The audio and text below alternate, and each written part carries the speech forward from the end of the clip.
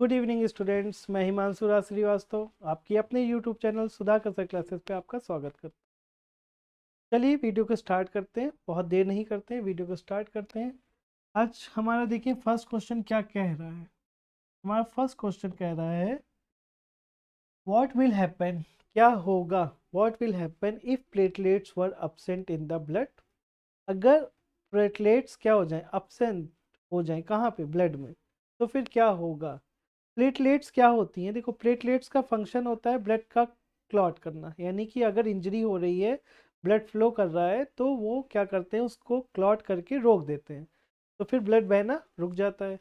अगर प्लेटलेट्स होंगी नहीं तो क्या होगा, सिंपल सी बात है, जो वो काम कर रही है वही काम नहीं होगा। तो उनका काम क्या है, in the absence of platelets the process of clotting will be affected. जो क्लॉटिंग होती है ब्लड की वो क्या हो जाएगी, अफेक्टेड हो जाएगी, पूरी तरह से प्रभावित हो जाएगी, नहीं होगी। और इंजरी के बाद अगर ब्लड बहेगा तो फिर क्या होता रहेगा, बहता ही रहेगा। तो प्लेटलेट्स होना क्यों जरूरी है, क्योंकि प्लेटलेट्स का काम है ब्लड को क्लॉट करना। ठीक है, चलो नेक्स्ट क्वेश्चन देखते हैं। नेक्स्ट क्वेश्चन हमारा कह रहा है डिफाइन फाइटोलाइसिस। फाइटोलाइसिस का आपको क्या करना है, डिफाइन करना है, ये क्या होता है, चलो देखते हैं। देखो क्या कह रहा है, ये प्रोसेस क्या है, breaking down of water molecules using solar energy. ये क्या करती, ये प्रोसेस क्या कहलाती है, जब ब्रेक डाउन हो रहा है, किसका ब्रेक डाउन हो रहा है, H2O का, किसकी प्रेजेंस में, किसका यूज करके, सोलर एनर्जी यानी कि सनलाइट एनर्जी का या सनलाइट का यूज करके ये प्रोसेस हो रही है। एब्जॉर्ब बाय द क्लोरोफिल, और ये सनलाइट या सोलर एनर्जी कौन एब्जॉर्ब करता है, वो करते हैं हम प्लांट के क्लोरोफिल। प्लांट में क्लोरोफिल होता है ना, ग्रीन पिगमेंट्स, वो क्या करते हैं, सोलर एनर्जी को एब्जॉर्ब करते हैं, और उसकी हेल्प से क्या होता है, ब्रेक डाउन ऑफ वाटर। और इसी प्रोसेस को हम लोग क्या कहते हैं, फोटोलाइसिस। ठीक है, फोटोलाइसिस क्यों कहे, क्या कहे फोटोलाइसिस को, जब ब्रेक डाउन हो रहा है वाटर का, किसकी प्रेजेंस में, किसकी हेल्प से, सोलर एनर्जी की हेल्प से। अब सोलर एनर्जी प्लांट्स में कैसे यूटिलाइज हो रही है, तो उसका एब्जॉर्प्शन कौन करते हैं, एब्जॉर्प्शन करते हैं क्लोरोफिल, और फिर वाटर के मॉलिक्यूल्स को क्या कर देते हैं, ब्रेक डाउन कर देते हैं। इसी प्रोसेस को हम लोग बोलते हैं फाइटोलाइसिस। चलो देखें थर्ड क्वेश्चन क्या कह रहा है, what is the major nitrogenous waste product in human beings. Nitrogenous waste हमारी बॉडी में देखो बहुत सारी बायोकेमिकल प्रोसेस होती हैं, उनके थ्रू कुछ अच्छे यूज़फुल मटेरियल्स भी बनते हैं, तो कुछ वेस्ट मटेरियल भी बनते हैं, और उन वेस्ट मटेरियल का नाम आपको बताना है जो मेजर है। उसके बाद देखो क्या उसी क्वेश्चन में एक क्वेश्चन और ऐड किया गया, how it is removed from the body, और ये कैसे बॉडी से रिमूव होता है। चलो देखें, तो हमारे नाइट्रोजनस वेस्ट का नाम क्या है, the major nitrogenous waste product is in human being is urea. जो नाइट्रोजन वेस्ट होता है हमारी बॉडी में वो क्या कहलाता है, यूरिया कहलाता है। और यूरिया बाहर कैसे होती है, यूरिया इज रिमूव्ड, या फिर उसको आप इलिमिनेटेड बोल दो, from the body through the urine. Urine के थ्रू क्या होता है, यूरिया बॉडी से रिमूव हो जाता है। और यूरिया क्या है, नाइट्रोजनस वेस्ट, वेस्ट आपकी बॉडी में होना नहीं चाहिए ना, वो बाहर हो जा रहा है, और इस प्रोसेस को हम लोग बोलते हैं एक्सक्रीशन। ठीक है, चलो क्वेश्चन नंबर 4 देखिए क्या कह रहा है, what is osmo regulation. Osmo regulation क्या होता है वो आपको बताना है। क्वेश्चन नंबर 4 क्या कह रहा है, व्हाट इज ऑस्मो रेगुलेशन। चलो इसका एक्सप्लेनेशन देखते हैं क्या है। ऑस्मो रेगुलेशन क्या है, चलो osmo regulation is the maintenance of optimum concentration of water salt in the body fluid. Water और साल्ट का जो कंसंट्रेशन है उसको मेंटेन रखने की प्रोसेस क्या कहलाती है, ऑस्मो रेगुलेशन। ठीक है, कहाँ पे ये चीज़ मेंटेन होना चाहिए, बॉडी के फ्लूइड में। आपको पता है वाटर बहुत इंपॉर्टेंट है, और उतना ही इंपॉर्टेंट हमारी बॉडी में साल्ट है। ठीक है, चलो क्वेश्चन नंबर 5 देखो क्या कह रहा है, why do the walls of trachea not collapse when there is less air in it. जब ट्रैकिया में हवा, एयर कम हो जाती है तो वो कोलैप्स क्यों नहीं कर पाती, या कोलैप्स क्यों नहीं करती, उसका रीज़न आपको देना है। तो पहले देखो ट्रैकिया कहाँ मिलता है, तो ट्रैकिया हमारा रेस्पिरेटरी सिस्टम का एक पार्ट है। नेसल कैविटी से होता हुआ देखो ट्रैकिया इस तरह से जाता है, ठीक, बाद में आगे जाके कन्वर्ट होता है, फिर लंग्स में जाती है। तो इसी एरिया को हम लोग क्या बोलते हैं, ट्रैकिया बोलते हैं, ठीक। अब ट्रैकिया क्या है, कोलैप्स नहीं हो रही है जबकि इसमें लेस एयर है। तो क्या होता है ट्रैकिया में इस टाइप से, देखो कलर चेंज करके दिखेगा आपको, देखो इस तरह से क्या होते हैं, इसमें रिंग्स बने होते हैं। और रिंग्स किस कहलाते हैं, कार्टिलेज रिंग। क्या कहलाते हैं, कार्टिलेज रिंग। और इसी रिंग की हेल्प से क्या होता है, कोलैप्स होने से बच जाता है। चलो देखो आंसर क्या कह रहा है यहाँ पे, आंसर कह रहा है trachea walls do not collapse when there is less air in it because क्या रीजन है, it is supported by rings of cartilage। इनमें रिंग्स ऑफ कार्टिलेज होती हैं जो किस शेप की होती है, टी शेप की, इस तरह से फैली होती है किसमें, ट्रैकिया में, और यही बचा देती हैं कोलैप्स होने से, ठीक है। चलो क्वेश्चन नंबर 6 देखते हैं क्या कह रहा है। क्वेश्चन नंबर 6 हमारा कह रहा है right the name and function of 2 digestive enzyme secreted bye pancreas. Pancreas क्या है, एक ग्लैंड है जो सेक्रेट करता है क्या, एंजाइम्स को। इसलिए एंजाइम्स का काम क्या होता है, एंजाइम्स होते हैं हमारे केमिकल एक टाइप के जो क्या करते हैं, फूड को ब्रेक डाउन करते हैं, कॉम्प्लेक्स मटेरियल्स को, कॉम्प्लेक्स सब्सटेंस को सिंपल सब्सटेंस में तोड़ते हैं। अब देखो यहाँ पे आपसे पूछ रहा है पेनक्रियाज जो है वो डाइजेस्टिव एंजाइम्स, 2 डाइजेस्टिव एंजाइम्स का नाम लिखना है जो पेनक्रियाज सेक्रेट कर रहा है, और उसका फंक्शन भी आपको लिखना है। चलो देखिए क्या है, पेनक्रियाज सेक्रेटेड पेनक्रियाटिक जूस, ठीक। पेनक्रियाज से कौन सा जूस बन रहा है, पेनक्रियाटिक जूस, जो क्या कर रहा है, which contain enzyme like amylase, trypsin and lipase. ये तीनों एंजाइम्स कहाँ पे बन रहे हैं, पेनक्रियाज में। कौन कौन से, एमाइलेज, ट्रिप्सिन और लाइपेज।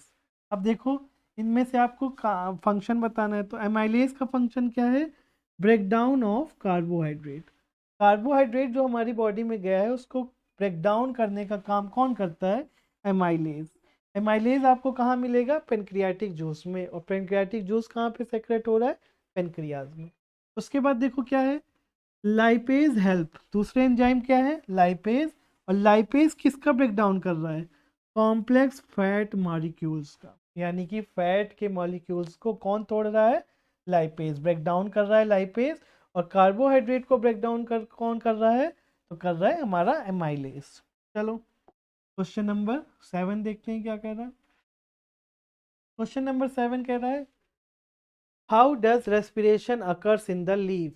लीव्स में रेस्पिरेशन कहाँ कैसे होता है, ठीक है। चलो देखो क्या कह रहा है, leaves have tiny opening, tiny मतलब छोटे छोटे, opening on there lower surface, ठीक, कॉल्ड स्टोमेटा, स्टोमेटा कहते हैं, ठीक है। देखो लीफ होती है ना उसके साइड में ऊपर ही क्या है, स्टोमेटा है। स्टोमेटा क्यों क्या कहते हैं, टीनी पोर्स, टीनी कहते हैं, और पोर्स मतलब छोटे छोटे holes. The exchange of gases take place to the stomata, और यहीं पे क्या होता है, स्टोमेटा से ही गैसेस का एक्सचेंज होता है। By the process of diffusion, diffusion क्या होता है, देखो डिफ्यूजन के थ्रू ही स्टोमेटा में गैसेस का एक्सचेंज होता है।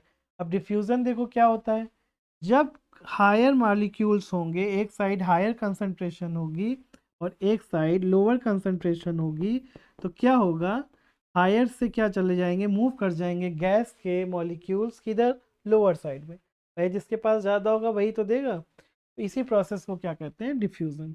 और इसी के थ्रू रेस्पिरेशन होता है किसमें, प्लांट्स में, ठीक। और उसमें हेल्प कौन करते हैं, स्टोमेटा। स्टोमेटा कहाँ पे प्रेजेंट होते हैं, लीफ में। चलो नेक्स्ट क्वेश्चन देखते हैं हम लोग। क्वेश्चन नंबर 8 देखो क्या कह रहा है, what is essence of SAP. ये भी देखो टॉपिक लाइव प्रोसेस से ही है, प्लांट के ट्रांसपोर्टेशन में जब पढ़े थे तो उसमें ये टॉपिक आया हुआ था। चलो what is essence of SAP, देखो क्या कह रहा है, absorb water from the soil. सबको पता है कि प्लांट्स क्या करते हैं, वाटर का अब्जॉर्प्शन करते हैं, कहाँ से, सॉइल से। लेकिन उसमें क्या होता है, सिर्फ वाटर नहीं होता, पानी के मॉलिक्यूल्स नहीं होते, उसके साथ साथ क्या होता है, it contains dissolve mineral, nitrate, phosphate, ETC। कुछ मिनरल्स भी डिजॉल्व होते हैं, वो भी किस में चले जाते हैं, प्लांट्स उसको क्या कर लेते हैं, एब्जॉर्व कर लेते हैं, और इसी को क्या कहा जाता है, सैप। ठीक, इसी को क्या कह दिया गया, सैप। अब देखो सैप क्या कर रहा है, this sap moves upward due to the transpiration pull. अब ये क्या हो रहा है, जैसे वाटर को एब्जॉर्व किया रूट ने, तो वो क्या कर रहा है, रूट अपने पास वाटर को नहीं रखे है ना, वो ऊपर भेज रहा है। तो ऊपर जब भेज रहा है यानी अपवर्ड साइड जब उसका मूवमेंट हो रहा है, तो उसके साथ वाटर के साथ साथ क्या क्या चीज़ जा रही है, मिनरल्स भी मूव कर रही है। और development in the xylem element, और इस चीज़ में कौन हेल्प करता है, जाइलम करता है कि नहीं, जाइलम का ही तो काम है ये। और इसीलिए इसको क्या कह दिए, देखो, the transportation of sap from root to the leaf at the top is called ascent of sap. और जो मिनरल्स वाटर के साथ मूव किए, जिनको जाइलम ने मूव करवाया, उसी को हम लोग क्या कह देते हैं, एसेंट ऑफ सैप। ठीक है, चलो, आई होप ये आंसर आपको समझ में आया होगा। क्वेश्चन नंबर 9 देखो क्या है, व्हाट इज रूट प्रेशर। देखो अभी बात हो रही थी ना, क्या चीज़, कि मॉलिक्यूल्स, वाटर के मॉलिक्यूल्स और साथ में मिनरल्स क्या कर रहे हैं, अपवर्ड डायरेक्शन में मूव कर रहे हैं, किसकी हेल्प से, जाइलम की हेल्प से। तो कैसे मूव कर रहे हैं वो हम लोग जानते हैं। तो वहाँ पे एक प्रेशर क्रिएट होता है जिसको हम लोग बोलते हैं रूट प्रेशर। ठीक, अब उसी के बारे में हमको जानना है क्या है। It is a pressure develop in the xylem. किसमें डेवलप हो रहा है ये प्रेशर, जाइलम में, क्योंकि जाइलम का ही काम क्या है, वाटर को अपवर्ड डायरेक्शन में मूव कराना। फिर देखो, due to metabolic activity of the root cell. Root cell क्या करती हैं, ऐसी प्रोसेस करती हैं जिससे एक प्रेशर क्रिएट हो जाता है। मेटाबॉलिक एक्टिविटी करती हैं, क्या करती हैं रूट्स, एब्जॉर्ब करती हैं किसको, वाटर को और मिनरल्स को, उसी टाइम पे वो एक प्रेशर भी क्रिएट करती हैं। It is a hydrostatic pressure developed in the root system. अब यहीं पे देखो हाइड्रो वर्ड आ गया, तो हाइड्रो का मतलब क्या है, वाटर। वाटर की हेल्प से ये क्या हो रहा है, ये प्रेशर रूट सिस्टम डेवलप कर रही है। दैट पम्प्स, इसी की हेल्प से क्या हो जा रहा है, वाटर और sap in the root xylem, और इसी से ट्रांसपोर्टेट हो जा रहा है कौन, वाटर और सैप, किसकी हेल्प से, रूट प्रेशर की, कहाँ पे, अपवर्ड डायरेक्शन में। और जो रूट प्रेशर क्रिएट करती है इस चीज़ को करने के लिए, उसी को हम लोग बोलते हैं रूट प्रेशर। ठीक है, चलो क्वेश्चन नंबर 10, हमारा आज का लास्ट क्वेश्चन देखो क्या कह रहा है। क्वेश्चन नंबर 10 कह रहा है, why is energy required by an organism even during sleep.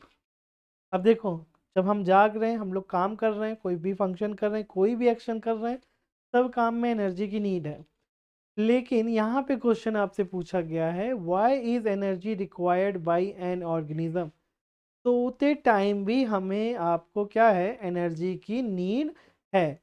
क्यों, यानी कि एनर्जी आपकी जागते हुए तो लगी रही है, सोने के बाद भी एनर्जी की ज़रूरत होती है, तो क्या रीज़न है, क्या कारण है। तो देखिए, चलिए देखते हैं, इसको समझते हैं हम लोग क्या कारण है। This is because even when an organism is asleep, ये इसलिए होता है क्योंकि कोई भी ऑर्गेनिज्म जब सो रहा है, तो ऐसा नहीं है कि उसकी प्रोसेस सारी की सारी बंद हो जाएंगी, कुछ प्रोसेस तभी भी चलती रहती हैं। तो देखो क्या लिखा है, various biological process keep an acquiring in its body which requires energy। बहुत सारी बायोलॉजिकल प्रोसेस चलती रहती है, कंटिन्यूटी बनी रहती है ऐसी प्रोसेस की सोने के बाद भी, इसीलिए हम लोग क्या है, एनर्जी की ज़रूरत तभी भी पड़ रही है जब हम सो रहे हैं। ऐसे समझो कि रात में जब आप डिनर कर लिए हो, खाना खा लिए हो, उसके बाद क्या है, सोने का प्रोग्राम हो जाता है। सोने के बाद भी देखो वो क्या, फूड सुबह तक वैसा ही रहता है, नहीं, वो डाइजेस्ट हो जाता है। यानी रात भर सोने के बाद भी आपकी प्रोसेस, डाइजेशन की प्रोसेस चलती रही, तो उसमें भी तो एनर्जी लगेगी ना। इसीलिए कहा जाता है कि सोते टाइम पे भी हमें एनर्जी की ज़रूरत होती है। ठीक, वीडियो यहीं तक था स्टूडेंट्स, थैंक यू। हमारे चैनल को लाइक सब्सक्राइब जरूर कीजिए, थैंक यू।